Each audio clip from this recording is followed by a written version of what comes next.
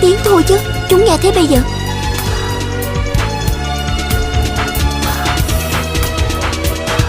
Nè, vẫn còn giận tôi hả? Có biết. Vì sao tôi giận cô không?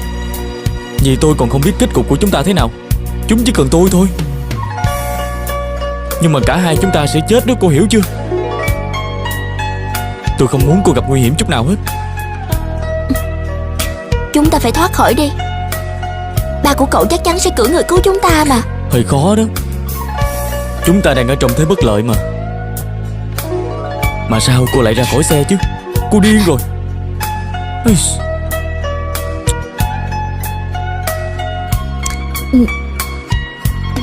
Tại tôi lo cho cậu thôi.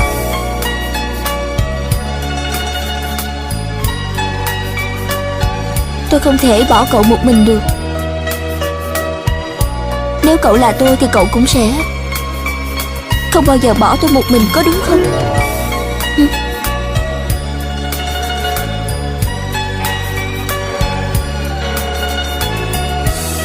John, cô không cần phải hỏi tôi đâu. Chúng ta sẽ ở bên nhau chứ. Nè, bây giờ là lúc nào chứ?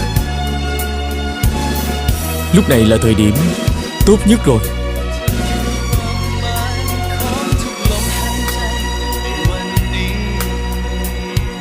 Cô đồng ý làm người yêu của tôi rồi đúng không?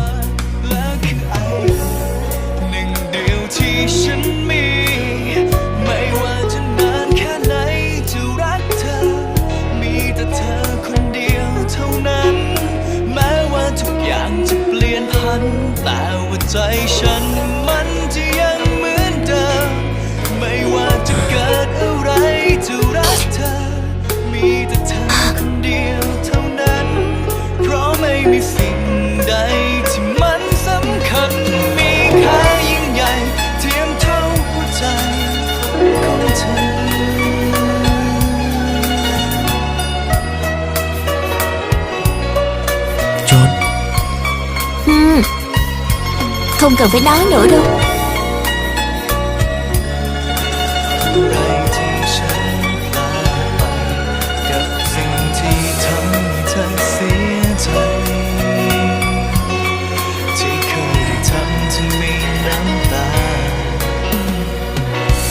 จากวัน